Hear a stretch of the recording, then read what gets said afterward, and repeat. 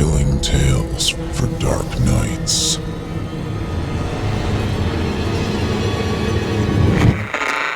Want to make sure you never miss a Chilling Tales for Dark Nights video again? Be sure to subscribe and hit that bell to turn on notifications. The following program is a production of Chilling Entertainment and the creative team at Chilling Tales for Dark Nights, and a proud member of the Simply Scary Podcast Network. Visit simplyscarypodcast.com to learn more about this and our other weekly storytelling programs, and become a patron today to show your support and get instant access to our extensive archive of downloadable ad-free tales of terror. Thank you for listening and enjoy the show.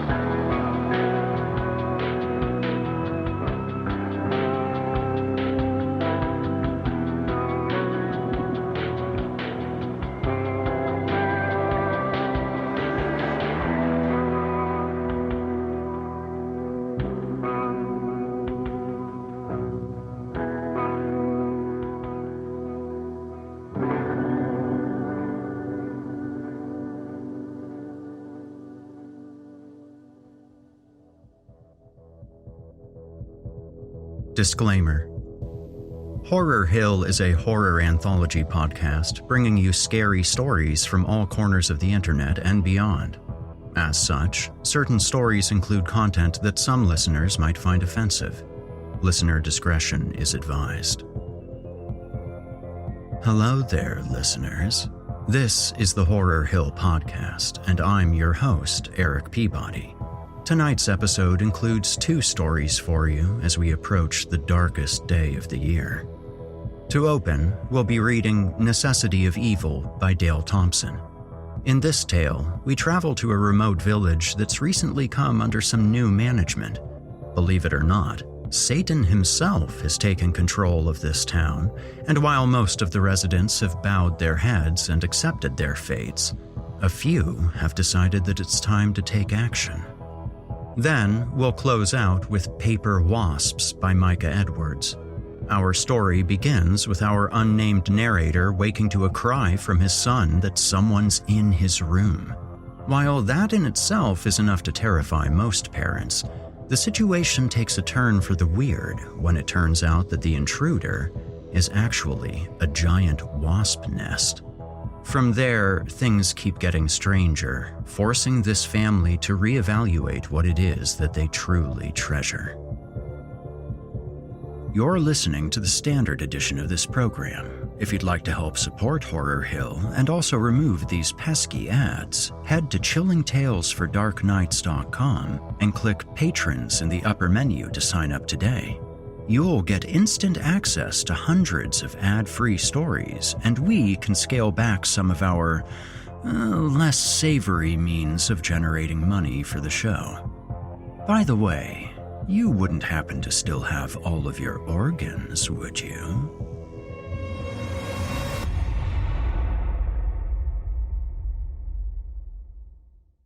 And now, from author Dale Thompson, I give you Necessity of Evil. We are each our own devil, and we make this world our hell. Oscar Wilde.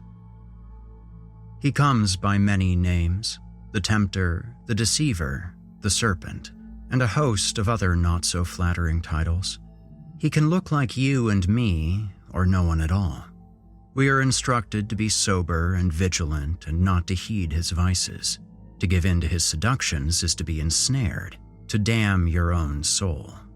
The evil one is an adversary to men, and though many do not believe in the personification of such a being and choose to play with fire, they are the foolish ones tempting fate.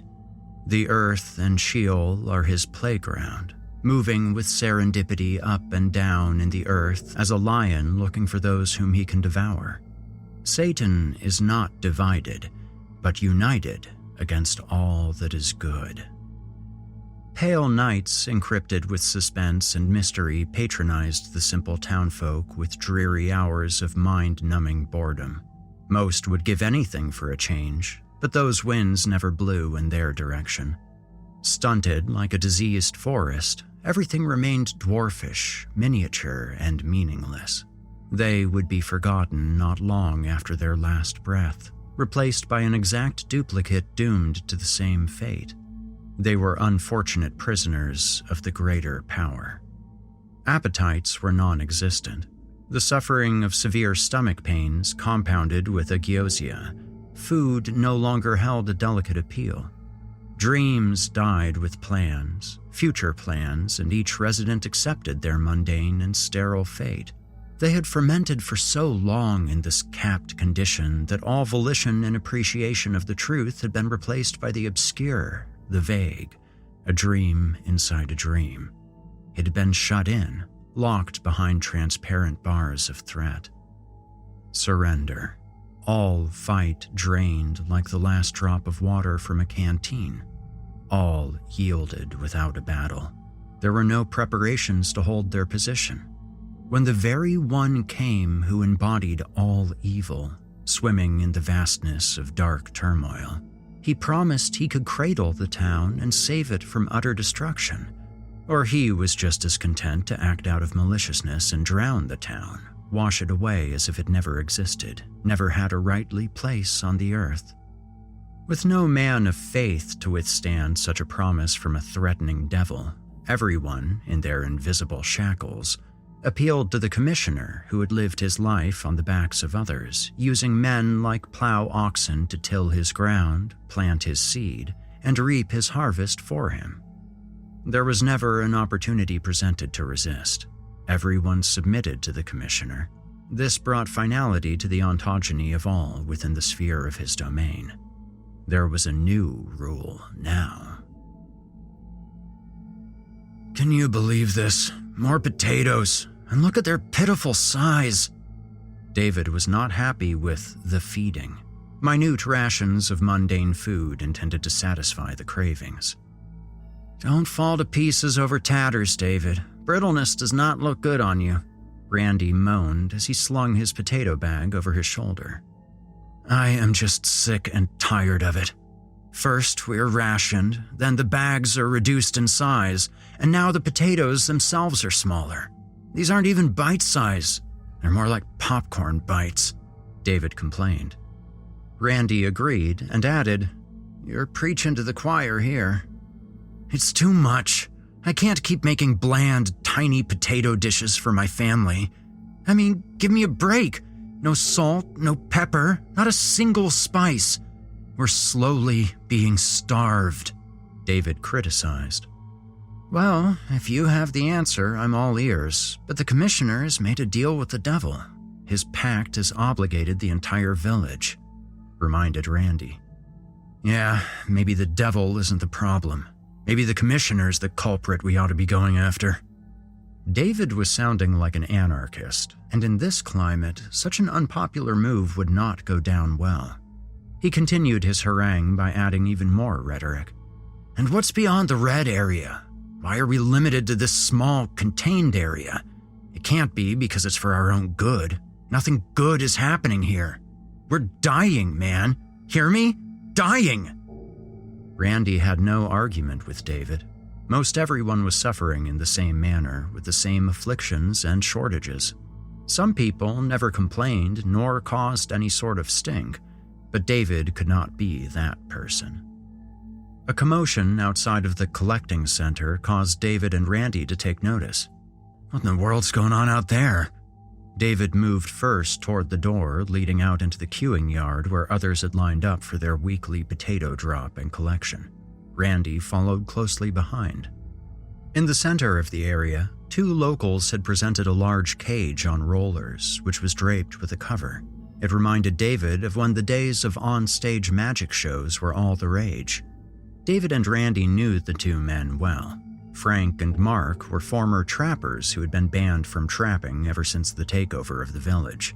All food was supplied by the new overseer, which was the devil himself.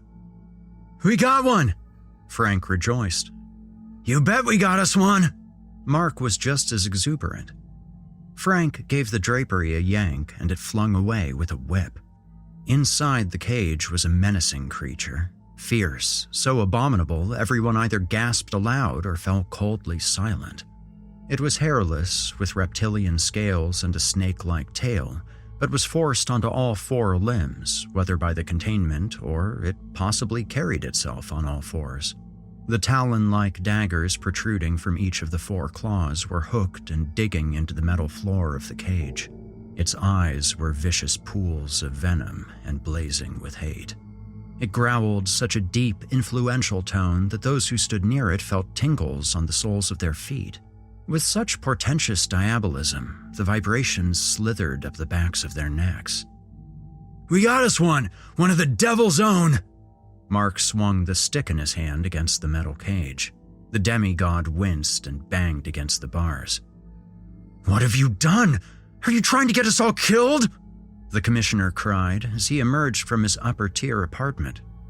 "Killed? I haven't found a beast yet I couldn't tame. If I can't tame it, we'll kill it, cook it, and eat it." Frank's voice was loud and boisterously confident. "Are you just trying to bring Satan's wrath down upon us?" The commissioner was livid with irritation. "We haven't heard anything from old Clovenhoof since he cursed us in this valley. He's abandoned us out there in the universe, cursing other towns and villages. He's forgotten about us. Why do you think we're starving here?" Mark barked, full of animosity. "He hasn't left us. He watches all. He sees all," the commissioner argued. "What is it anyway with your loyalty to him? He's done us no favors," Frank said. "He has allowed us to live, and in living we should be a little more grateful. I've put my neck on the chopping block for this community, and this village exists today because I stood up and took full responsibility for your devout and unwavering commitment and pledge. I am the guarantor for every one of you," the commissioner said with a look of worry, as if he may at any moment be snatched away and consumed himself. "I want you to take the creature back where you found it and never bring such danger into our village again. Do you understand me?" The commissioner was adamant. "What if we just turn it loose right here?" Mark sounded serious. The commissioner had to determine if this was a threat or if the two foolhardy men were just going off at the mouth. Mark made an indiscreet movement with his hand toward the lock on the cage. This ordinarily prudent move proved to be otherwise. From the upper-tier apartments from where the commissioner had descended, a gunshot rang out and Mark went to the ground. Although the wound was superficial, he screamed in pain and crawled beneath the cage for cover, anticipating a second attempt on his life. "I can make the consequences much more severe if anyone wants to test the rules. We have certain parameters, a set of guidelines in play in order to keep us in line. These are the instructions left by Satan, and we are to adhere to them to the very letter. We are to venerate his name." No one moved, in fear they might become a victim of a sniper's crosshair. "Don't just stand there looking at him. Get him to the infirmary before he bleeds to death," the commissioner ordered. "And Frank, as for you, take the creature back where you found it." As far as the villagers knew, Satan had not caught wind of the unfortunate episode that had occurred, and thus made no personal appearance upon the village. The commissioner believed no news was good news. Mark was on the road to recovery, sore and bandaged, but had not apologized for what he and Frank had done. David and Randy were down by the river and had their homemade fishing poles baited and in the water. They were told the river was sterile of all life, but there was no law preventing anyone from trying their hand and getting lucky. This also had a relaxing and therapeutic effect on anyone who wanted to do nothing at all but close their eyes and drift off to the sound of water. It just so happened that on this particular day, Frank and Mark stumbled upon the pair as they mindlessly fished. "Did you dump the demon back into the forest?" David chuckled. Why do you care? That idiot had me shot, Mark said, his arms still in a sling. Doesn't something strike you as weird? Frank mentioned. Weird? Weird like how? Like 3 Eyes weird, or just strange, like living in a village where Satan's your warden? David answered. They shot Mark. Doesn't that resonate with anyone? We are living in absolute mortal fear, Frank said. I won't disagree. I'm afraid. I really am. I'm not patronizing you. Yet, fear is healthy. It's there to keep us from putting our hands on a hot stove or trying to swim a river. Fear is not a bad thing, Randy said. I'm not afraid, and neither is Mark. That's what sets us aside from the rest of you, Frank said. You must have some fear. You took the demon back to the forest, David confidently assumed. Let me ask you, David, Randy, did you see me take the demon back to the forest? Frank asked. Don't tell me you've done something else crazy, David probed. Crazy? No. Smart? Yes. Do you want in on a game changer? Mark asked. Game changer? What are you two planning? Randy asked. You cannot say a word about this. I mean it, Mark threatened. And why tell us and run the risk? Maybe you shouldn't tell us anything, David answered. We need you. We can't do what has to be done with just the two of us, especially now that Mark's working with one arm. Aren't you sick of potatoes? Aren't you tired of small portions, hardly enough to feed your family? And what happens if we're rationed even more? Frank asked them to consider. Let's pretend I'm not listening, and you say what's on your mind. David gave Frank the go-ahead to let him know what they were devising. Here's the way I see it. Old Beelzebub's out of here. He's off possessing a nun or writing another symphony. He doesn't even know we exist anymore. It's only his demons that he has scattered throughout the forest, keeping us prisoner. Now, Mark and I have been deep into the forest, and there aren't as many of these demon dogs as you might think. We've captured 4, and we've trained them, Frank said, then was interrupted by Randy. Trained them? You mean you're training demons out in the forest? Yes, that's exactly what I'm saying. Now, our village is 500 people strong, counting women and children, so that doesn't leave a massive amount of male resistance. I don't know the exact numbers, but the men probably outnumber the women by only a few. The commissioner has his small team of armed assailants, as demonstrated by the show of force against Mark. If the commissioner and his men are taken out of the equation, we won't have to battle an internal force to escape. We can make our way north, which we have found to be the most passable and least frequently guarded, Frank shared. Where do you propose to lead everyone to? Asked David. If we can make it to the edge of the northern forest, we should be able to follow the river until we come into civilization. I can't imagine the devil has every village and town under his control, Mark said. How tame are your demons? Randy asked. They're like watchdogs. We've already seen that they're loyal, and that's what we need, Frank answered. Do you have plans to train more? David sounded curious about the whole thing. 4 more should be enough for us to attempt an escape, Mark said. How many do you estimate are out there? Randy asked. 20 to 25.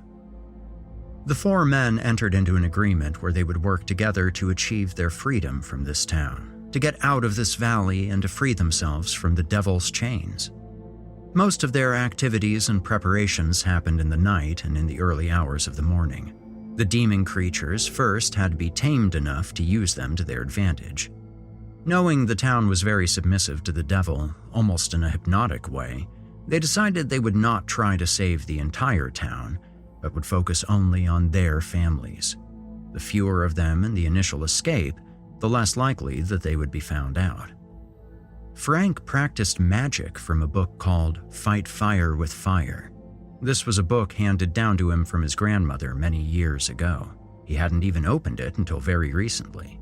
Now seemed like the appropriate time to use whatever magic they could.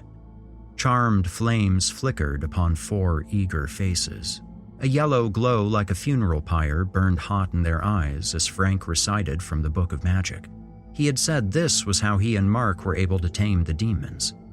It only took a couple of nights before the men had 8 demons under their control. They would use these now loyal creatures by riding them with their families to get as far away as possible. If the truth be known, no one knew much of anything about the devil. Most saw him only once, and the encounter left an impression. The devil had displayed petulantly horrid manners before bringing the calamity of imprisonment upon the village. From the time they became captives, the villagers became more sensitive to darker things, magnifying the worst of human characteristics rather than making themselves better.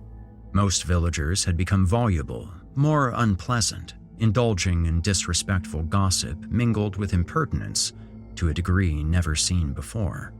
This caused mistrust and suspicion, and the fellowship they once enjoyed turned to individualism. One often wonders what the devil knows. Is he as the wisdom of the ages? What is the devil permitted to see? Can he universally see?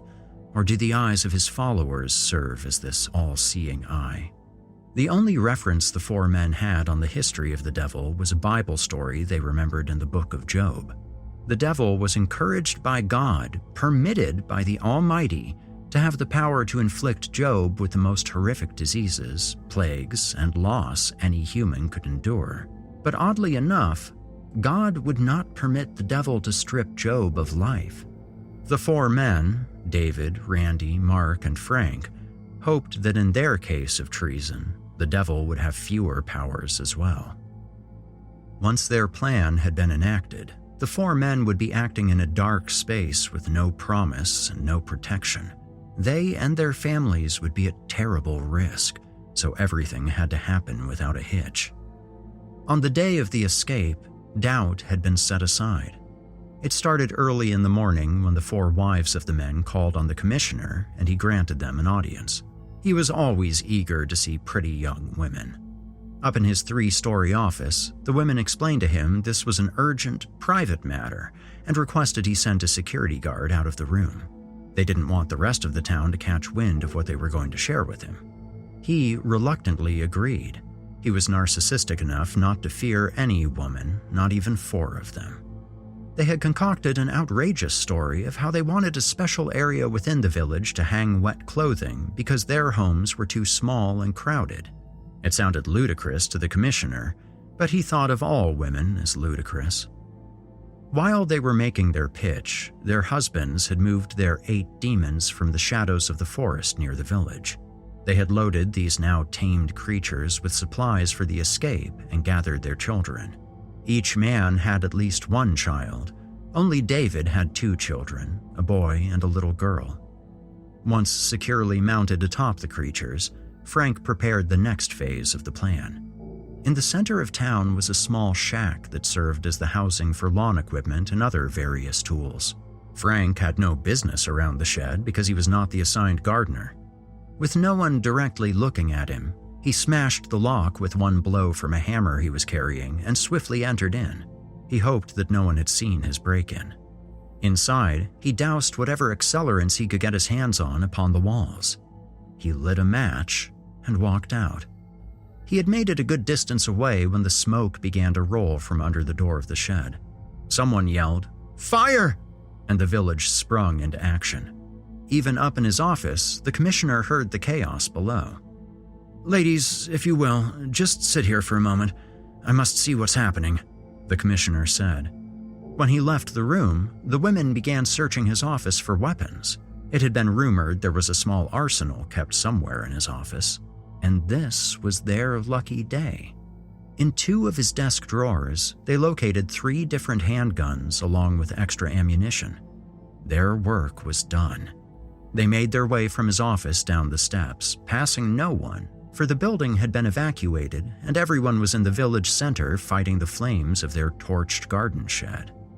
Some people were overcome with emotion and were wailing indescribably grievous, undulating groans. It seemed that the entire village had erupted into turmoil. There were some retrieving water hoses from nearby buildings, and others, less helpful, lamenting, their faces turned toward the ground. By the time the fire was under control, the 4 men and their families were in the heart of the forest and putting distance between themselves and the town. No one in town had clued in yet. The escape was going as planned. Beneath the canopy of the forest, they rode their creatures as swiftly as they could on the marked trail that Frank and Mark had predetermined. The forest appeared to be changing, waking, and the markers that had been set out as indicators of the route were disappearing before the escapees arrived at them. They veered toward the river, for the river ran through the forest until it came out into empty lands. Back in the village, the commissioner and his triumvirate of yes-men had evaluated the arson and calmed the tumultuous scene. This is when it dawned on the commissioner that something was not right. He sent one of his men up into his office, and when they returned, the commissioner was informed that the women were gone and his office had been ransacked. "Hunt them! Kill them!" was the order the commissioner gave. The commissioner's face was red hot with anger. If possible, it blazed even hotter when he was informed the women had removed his handguns from the drawer. He practically snapped. The families rode their creatures to the river and followed its course as closely as they could through dense and untraded bush. Howls were heard in the distance. It was obvious that the untamed demons were on their trail. The families were in the uncharted extremes, dire chimera, as if becoming lost in this navigational maze. Overhead, the sounds of black carrion birds circled. Their caws sounded hungry and pinpointed their position for the pursuers. If caught, the families would be purged from all existence, and the furnace would be their end. Under scrutiny, with microscopic confirmation from the keen eyes of the birds of prey who measured the nature of every living thing, the hunters were closing in. This was no time to take precision care or to plan the next move. The families had to stay moving. Howls and growls and the sounds of breaking branches were surmounting in every direction. They could hear the commissioner was meretriciously abusing his megaphone, calling out their names, making promises not to hurt them if they would only stop and turn themselves in. The forest crawled with shadows, unbeknownst to friend or foe, but the families being swept from the brink of sensibilities treated every unknown thing as an enemy combatant. The forest was beguiling and ever-changing. Enemies seemingly as innumerous as the stars were closing in, with hell to pay. "They're gaining on us," Randy alerted. "We're gonna run out of real estate," Mark said as he struggled with his bad arm. Like brazen hammers smashing through the forest, swinging abysmal rods of blasphemous, merciless destruction, the commissioner was indeed closing in. The trees filled with ghostly figures, which appeared to be a black death, dripping with sinister connotations. "We can't stay in the forest. We have to cross the river," David advised. Behind them was pitch dark. Ahead was lightning and thunder, and to their left, a formidable river. Their strongest emotion was fear, the fear of being no more, of having done all of this in vain only to lose their families to the evil one. Blurred outlines and no direction, disintegrating with time as the forest was attempting to claim them for its own. The families clustered together on the riverbank, prisoners of their own emotions. The probability of escape seemed futile. Monomania broke their resoluteness. The wives sang an antiphonor to their children, an old church hymn for comfort. "Pass me not, O gentle Savior, hear my humble cry. While others thou art calling, do not pass me by." Surmounted by palsy, the hymnal, so graciously sung, snapped the men from their premature defeat. They put the discord and doubt out of their minds, and knowing dread would soon return, the men sent their wives and children on the backs of the demons into the water. Every option had been expended. Crossing seemed to be the last resort. The river sang to them with illusions of tranquility, which brought them comfort. The men found defensive positions. Mark was the only one without a weapon, but he refused to cross with the women, opting to stay and fight until the end. They could not say they had any assurance as they waited for the battle to come.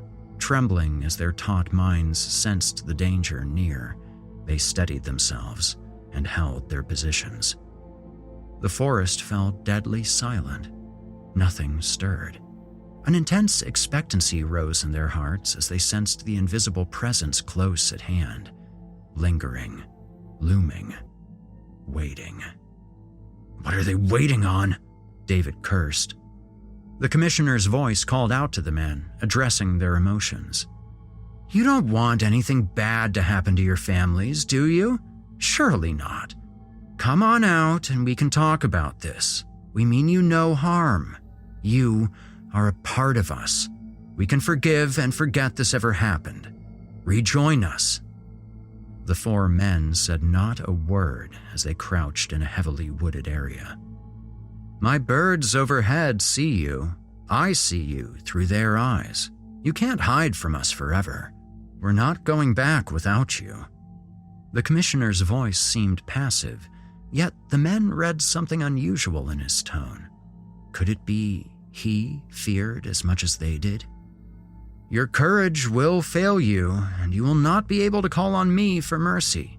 I am offering you the olive branch of peace. Won't you take it?" The commissioner was trying to flank their position. If he had their backs to the river, they would have nowhere to run, and drowning was as preferable a way to dispose of them as any other method.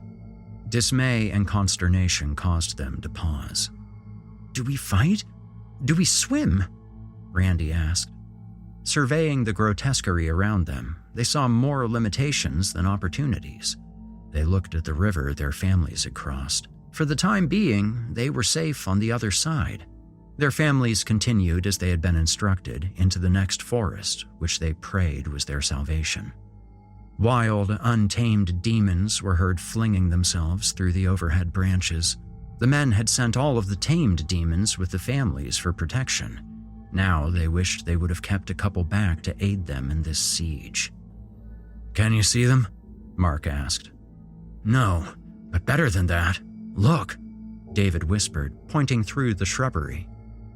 The commissioner had foolishly exposed himself. He was standing straight ahead, looking about like a child lost in the woods. David took careful aim. This shot had to be on target. The commissioner was just in the range of the accuracy of the handgun. "Take the shot, David! Take it!" Randy encouraged him. David took the shot. The explosion of the gun deafened the men as muted confusion erupted like shattered glass. The upheaval was such that David couldn't be sure if he had mastered his target or not. For an entire minute, pandemonium ensued, but the longer it raged, the fainter it became, as if in retreat. Darkness fell with a maligned cunningness that sank all hope of the men. He who had been concealed stepped from the unseen to the seen, from the invisible into the visible. It was Satan, manifested before them. "You will have to do better than this." His demonic tones sounded like discord spilling from his throat. "I was slightly entertained, but you scarcely impressed me. You will be returned to the village. You will converse with those whom you have betrayed, and I shall continue to keep you, my pets, in this condition, for it is my good pleasure to bind you to what you loathe." "But why? Why not just let us go, to be free? Are you mocking us?" Frank asked. "Free? No one is ever free. No one ever truly has free will. You are dictated to, or you do not exist. Mocking you? You are the mockery," the devil answered. "Then let us die," David rashly blurted out, still rebelling against the repulsive being standing before him. "I could let you die, but that is not the purpose I have for you. We are at the very rim of space. This is called the outer spaces, not outer space. It is here I've been afforded my projects, my games, my toys. You do not seem to understand that you are in league with me. All you have is mine, for I have given it. I am your necessity." The four men stood defeated, eyes cast downward, deflated and beaten. "In your wildest flights of imagination, you cannot begin to comprehend the scope of my work. Your tiny minds could never grasp the vast arcane of true existence. Do not be appalled or believe I am obscene, for I keep you as my own." Satan doted like a proud father. Time passed, and structure was restored. The men's families were returned to the village unharmed to carry on with their daily duties as before. The commissioner was still mending from the gunshot wound, but showed no ill regard towards the men for escaping, nor for David, who had pulled the trigger. The village understood more, since the great episode, of the integral part they played as a village and as individuals under Satan's care. Satan made many promises, which all knew he would never fulfill because he seldom spoke the truth. There were promises of space travel through the infinite cosmos, knowledge given which would provide answers to the mysteries which lay beyond. The great magnitude of his lies was far too enormous to weigh, yet the ever-changing timbre of his voice beckoned them, tugging valiantly at their heartstrings. The words seemed to bend to their liking and approval. The imploring, emphatic sincerity seemed like a surging, fatal plea. David and Randy smiled at one another. David spoke up as he tossed the potato bag over his shoulder and moved to the next cart. "How about this? Onion bags!"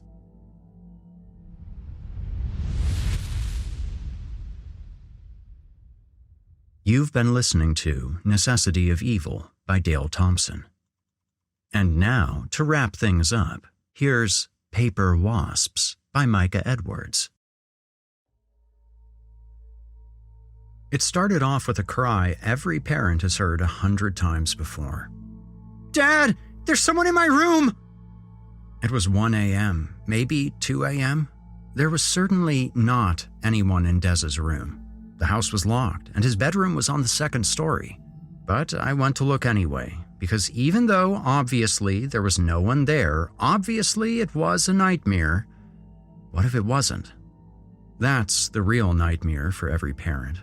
What if this one time your child was screaming and you didn't hurry over, and it turned out to finally be important? There are always stories of accidents and abductions. All the logic in the world wouldn't fix the guilt if something was truly wrong and you didn't go check. So I hauled myself out of bed, waving my wife Petra back to sleep. I stumbled down the hall in my pajama bottoms and swung Dez's door open. The hallway light fell on his bed, where he was huddled under the covers. "Dude, what?" I wasn't at my most articulate. "He's in the corner! A giant!" I turned to look. "There's nothing. Holy chemise!" Parental reflexes are funny things. In about half a second, the situation unfolded like this. First, I saw a huge, swollen face leering down at me from the corner of the room, just like Dez had said. Second, I ran, not for the hallway, but for the bed, where I grabbed Desmond in a giant fabric bundle. Only then did I sprint for the hallway. And third, I somehow corrected myself from swearing in the middle of it, so that my 7-year-old wouldn't learn a word that he'd probably already heard at school and had definitely heard from my brother. The blankets in my arms were screaming, "Daddy, it's got me! Help me!" I'd like to say that I said something comforting or smart, but apparently I'd burned through my store of good parental choices in that first maneuver. Instead, I rolled the entire bundle as far down the hallway toward my room as I could and barked, "Go get your mother!" I had no weapon. I didn't even have a shirt on. I was going to have to face this thing alone. I took a deep breath and kicked the door all the way open. "All right, creep!" Only there wasn't a creep. As the door slammed back into the wall, the light fully illuminated the corner of the room. There was nobody in the corner. Literally no body. What I had thought was a head was a large papery mass stuck up against the ceiling, an oblong nest maybe a foot across and almost 2 feet long. I let out a short laugh as I realized how silly I'd been. In the light, it didn't look anything like a person. It was probably just... All the adrenaline flooded back in. I grabbed the door handle and yanked it shut. I heard it tear free from where it had smashed through the drywall and splinter as I slammed it into its frame. I staggered back against the far wall. What? What is it? My wife was at the end of the hall, untangling our son from his involuntary cocoon. She looked as panicked as I felt. "Give me those blankets!" I demanded. "Wasp nest!" She blinked in confusion, but at least she shifted Desmond out of the way as I grabbed frantically for his comforter and stuffed it against the crack beneath his bedroom door. "What? How?" she asked. I don't know! My adrenaline crashed for a second time in a single minute. I suddenly felt lightheaded, like I might pass out. But the blankets were in place. The door was sealed. As long as I didn't fall into it and knock it open, it would be okay. Open window, I guess? It's December. I didn't have the wherewithal to argue. Look, I don't know. I'll figure it out tomorrow. What about Des? He's gonna have to sleep with us. I'm not fighting wasps in the middle of the night. I steadied myself with a hand on the wall as I walked back down the hallway. Babe, you should have seen this thing. Twice the size of my head, taking up half the wall. Maybe more, said Des. Petra looked at both of us skeptically. Well, we'll see in the morning, I guess. Come on, everybody into bed. As I lay back down, I wondered if Petra was right not to believe us. That nest certainly hadn't been there when I put Des to bed last night. Were wasps even active at night? My last thought before I fell asleep was that if they were, we'd better hope that they didn't realize my barrier under the door was only cloth. I dreamed of wings and stingers. When my phone alarm went off in the morning, I flinched awake at the very first buzz. I crept cautiously into the hallway, ready to retreat, but the blanket was still tucked against Des's door and there were no wasps to be seen. I peeled a corner of the blanket away and crouched down to listen carefully beneath the door. The room was silent. A hive that size would surely make some sort of noise if it were active.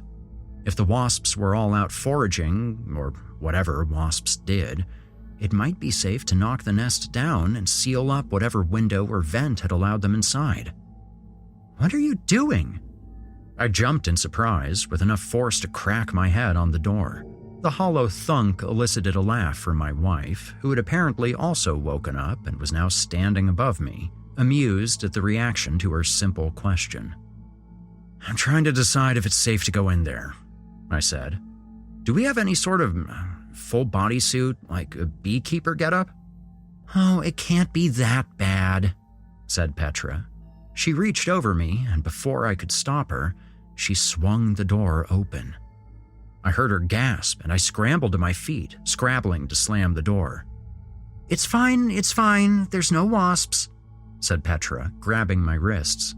Her eyes were fixed on the far wall. I've never seen anything like that nest, though. Wow. It was somehow more ominous in the daytime. It still gave the vague impression of a face, a papier-mâché death mask for a giant. Its rough construction was more obvious now. The imperfections made it more threatening. It didn't look like art. It looked like a curse. But, as Petra had said, there were no wasps anywhere to be seen. That, at least, was a relief. How do you think they made it so quickly? She asked. All I care about is how quickly I can get rid of it, I told her. I'm thinking fire might be necessary. What? Absolutely not. Be careful when you take it down. We can repaint. It'll be fine. I'm not worried about the walls. I want that nest. You're crazy. I'm not risking my life because you want some creepy bug house. Fine, then I'll get it down. No. I heaved a sigh as Petra stared me down challengingly. Just hang out for a few minutes. We have a bug bomb in the garage, I think." Several minutes of fruitless searching let me know that we did not have a bug bomb in the garage. I came back to let Petra know the bad news. "Babe, I'm gonna have to—" "What are you doing?" She was coming out of the doorway of Dez's room, the hideous nest cradled in her arms. She gave me a look that was half guilty, half triumphant. "I got it down. It was empty." She gave it a little shake to prove this. "Well, that's pretty lucky, isn't it? You know what could have happened if you'd been swarmed by that many wasps?" "We couldn't have thrown that poison in there anyway. All of Dez's stuff is in there. All of his toys would have had to be thrown out. Anyway, look at this." "I'd really rather not." "No, look what it's made out of. It's got newsprint in it. Look, you can read the words." She was right. The nest was covered in printed type and bits of black and white pictures. The words were stuck on at all sorts of angles, little scraps glued together with no rhyme or reason. There were columns and headline fragments jammed over top of each other. "Great, so we've got literate wasps. I'll put up a sign that says no trespassing so they don't come back." "I don't know how you don't think this is amazing." "I think we need to get Dez ready for school before I have to go to work, and I want to find out how those things got in before they come back." Petra gave me a brief pout, but she put the nest aside and went back to our room to wake Desmond up. For my part, I checked the windows and vents in his room, but could find no sign that anything was open to the outside. I wasn't comfortable leaving it at that, but I didn't have time for a more thorough search around the exterior of the house. I made a plan to check after work, and if I still couldn't find anything, we could just seal up his room again until we had time to call an exterminator. All of the extra activity put me slightly behind schedule, so I wasn't happy to enter the kitchen and hear Dez arguing about whether or not he had to eat breakfast. "You gotta eat something, bud," I told him, pouring myself a mug of coffee. "Come on, we're gonna be late." "I don't wanna," he complained. I sighed and grabbed a breakfast bar to feed him in the car. It would be better than nothing. I thought he ate it on the way to school, but after I dropped him off, I saw it sliding around the back seat of the car, still wrapped. He must have hidden it under his car seat. Kids can find the most amazing ways to cause problems for themselves. It wasn't a total surprise when I got a call from the school to come pick him up around lunchtime. Between the sleep interruption and skipping breakfast, I'd been more surprised if he had made it through the school day. They said that he had a slight fever, but mainly he just wanted to lie down. I made my excuses to my boss and ducked out to go retrieve Dez. "Rough day?" I asked him as we walked from the nurse's office. "I don't feel very good." "Well, that's why you need to eat breakfast like your mom was telling you this morning. That breakfast bar is still in the car if you want it now." "I don't want it. I want a nap." I thought about the unsolved problem of the wasps. "Hey, how about we put you in Mommy and Daddy's bed for that nap?" "No, I want my room." He looked uncharacteristically on the verge of a tantrum, so I let it drop.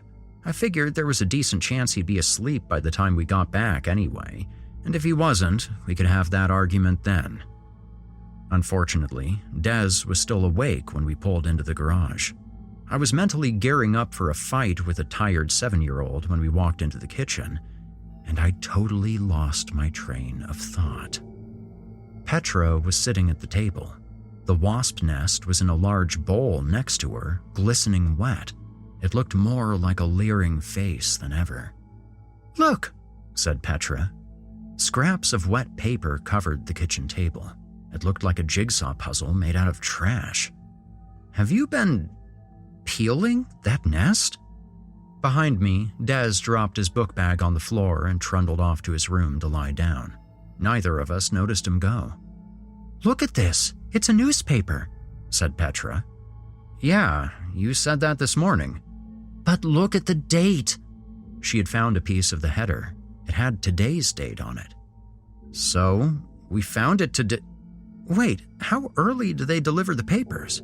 That thing was fully formed by like 2 a.m. "That isn't today's date. It's tomorrow's."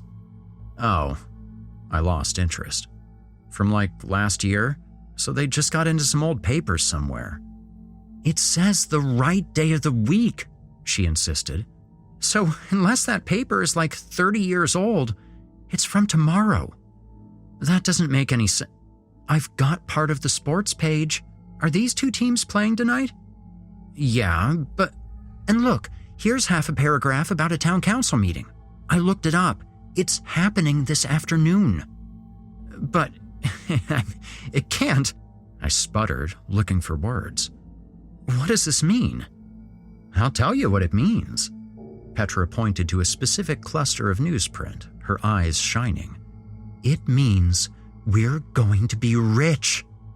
The paper was crumpled, torn in inconvenient places, and translucent from the water. But still, the header was clear enough. Powerball. Below, assembled from various scraps, were 4 two-digit numbers. The other two are in here somewhere, Petra said. All we have to do is find them. Hundreds of millions of dollars. But we have to do it today. It was crazy. It made no sense. I can't believe this, I told her. Thought you might say that. Here, look at this one. It was a larger scrap, a nearly complete paragraph describing a hit and run on a pedestrian. It listed the intersection and the time. Hasn't happened yet, right? Said Petra. Go see. You'll see that I'm right. You're nuts, I said. But I went. As I approached the intersection, I kept my eyes peeled. I still didn't believe Petra, but if somehow she was right, I knew how this stuff worked in movies. I'd be the guy who caused the hit and run, or the pedestrian who got hit. Either way, it would only have happened because I'd seen the prediction. I wasn't interested in getting involved in any time loop shenanigans. I parked carefully. I turned off my car. I stayed inside. It wasn't a busy intersection, but every time someone crossed the road, I tensed up. Was this it?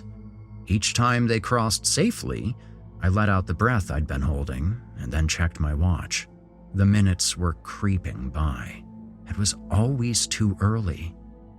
I was checking my watch again, certain that the time had passed without incident, when I suddenly heard squealing brakes and a hard crunch. I leapt out of my car to see a person crumpled against the side of a parked car and a green Nissan speeding off. I should have paid attention to the license plate, but I was too shocked by the fact that the accident had happened at all. It was exactly as the newspaper fragment had described. People were already running over to help. No one needed me there. I was afraid of getting involved, of changing anything. My hands were shaking as I started the car. Petra was right. Somewhere in the layers of that nest were the other two numbers. More than $500 million, and all we had to do was uncover it. I had to get home to help. We had less than 8 hours until the entries closed. I burst back into the house with a breathless, "Have you found any more?" "So it happened, huh? Believe me now?" "Yes." I pulled up a chair next to her. "Intangible wasps built a nest in our son's room using a paper that hasn't been printed yet. And somehow, I believe that. Did you find any more of the numbers?" "Not yet. I was thinking, though, even if we can't find any more, that's only like 5,000 options for the two we don't know. We could buy one of each to make sure." "Only 5,000? That's $10,000. We don't have that on hand." "We can figure it out." Her eyes blazed as she looked at me. "We can borrow it at 100% interest per day and still come out so far ahead that we'll never even notice it. I'm not saying I want to. There are probably systems in place that flag that sort of buying behavior. But if it comes down to it, we'll risk it." She was right, of course. Still, it would be much better if we could just find those other numbers. "Okay, how do I peel pieces off of this?" I asked. "Let me do it. I've got nails. You sort through the pieces over there. Make sure you check both sides." We rapidly fell into a rhythm.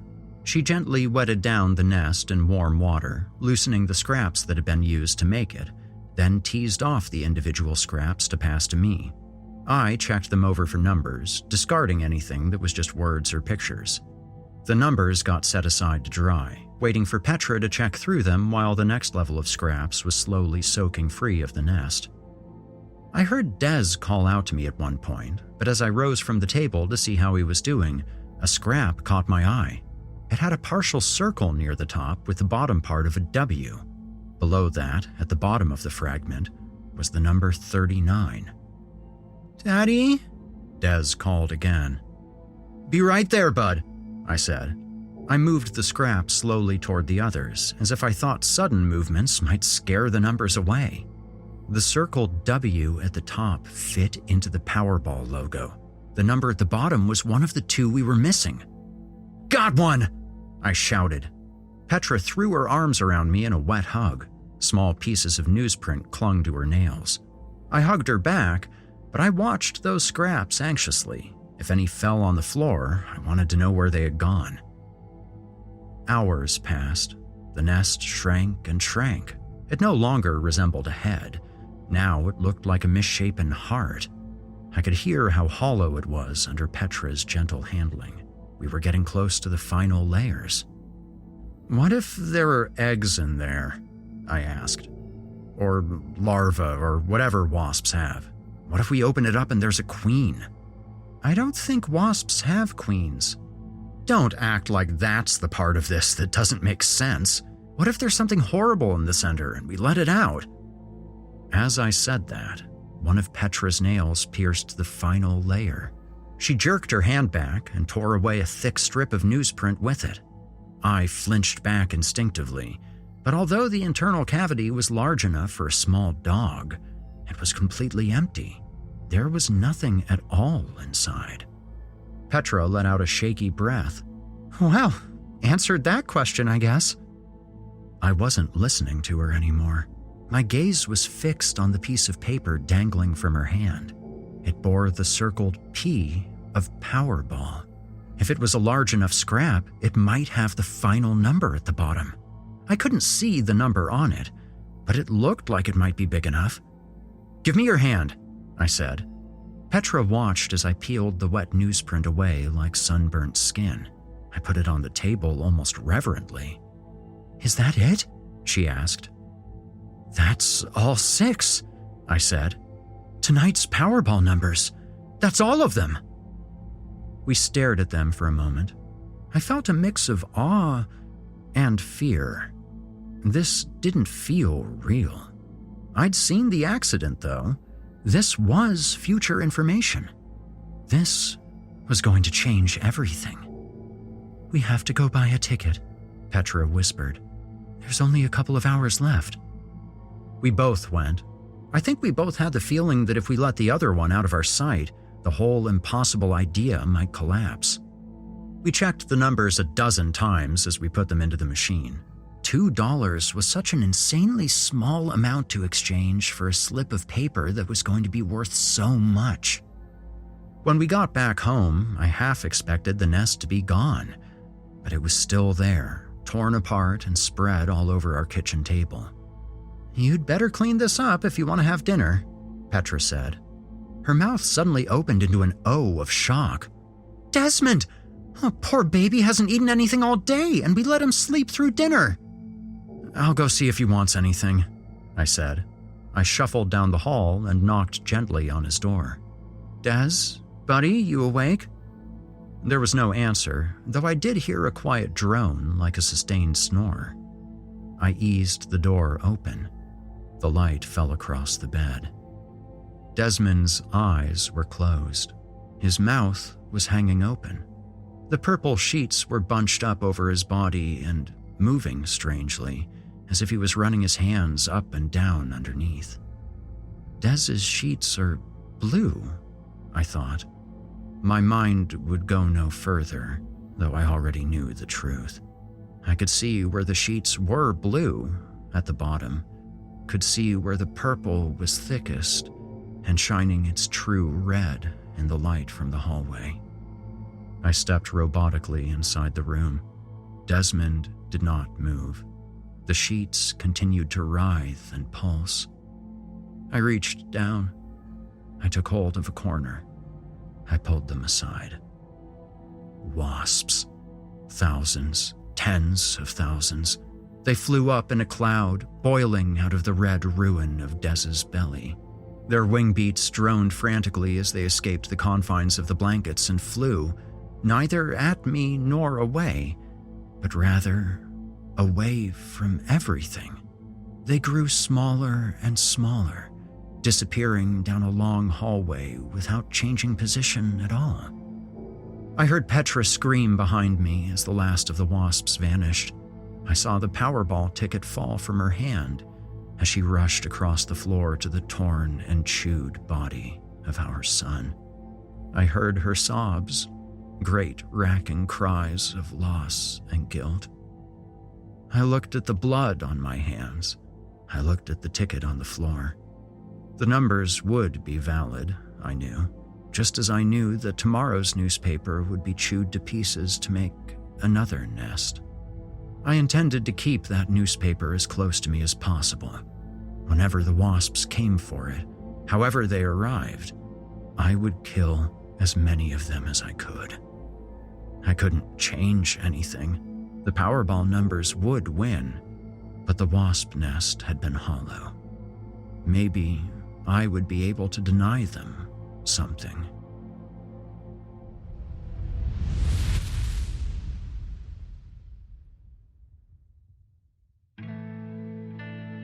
You've just heard Paper Wasps by Micah Edwards. Micah Edwards graduated from William and Mary with a degree in English and no particular plans to use it. He now finds himself occupying various roles as an author, a comedian, and a database administrator, depending on the day of the week. He resides in Richmond, Virginia, the world's premier home of authors named Micah Edwards. Well, my friends, that wraps things up for tonight. Please join me in thanking Dale Thompson and Micah Edwards for their stories, and of course, thanks to you as well, dear listeners. Next week's episode is both the final entry in Season 11 of Horror Hill and is also the last episode of 2024. We're going to be closing out with a bang, featuring a very old tale that I'm sure many of you know quite well. Be sure to join me next week as we close out the year and season with gusto. And, as always, stay spooky. You've been listening to the Horror Hill Podcast, a production of Chilling Entertainment and the creative team at Chilling Tales for Dark Nights. Tonight's episode was hosted and narrated by yours truly, Erik Peabody. Original music provided by Erik Peabody and Nikki McSorley. Finalization by Erik Peabody and Craig Groshek. Got a terrifying tale of your own that you'd like performed? Email it to us at natalie@chillingtalesfordarknights.com to have your work considered for future production. Seeing as how we're all living in a technological nightmare of our own devising, I'll ask you to follow Chilling Tales for Dark Nights on social media and upvote, subscribe, and hit the bell notification icon if you're listening to this on YouTube. Not only will you have appeased the dark gods of cyberspace, but you'll be kept in the loop as we prepare more terrifying content. If you'd like access to uninterrupted horror, free of ads and these annoying bookend segments, might I recommend becoming a patron? You'll get access to hundreds of episodes of this show, as well as everything from the other programs in the Chilling Tales for Dark Nights cabal. That means all of Otis Gyri's Scary Stories Told in the Dark, Drew Blood's Dark Tales, Paul J. McSorley's Fear from the Heartland, and more. It's a veritable smorgasbord of horrific delights. As for me personally, I'm on most social media as Viking Guitar or Viking Guitar Productions. I'm always on the lookout for new stories to narrate and new music projects to mix or master. If that's of interest to you, feel free to reach out and we can talk turkey. Also, I will be back next week with more terrifying tales to keep you up all night.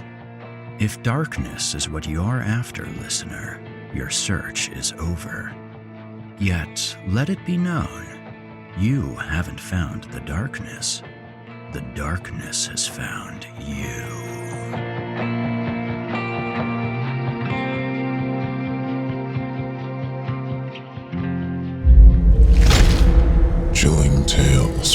dark nights.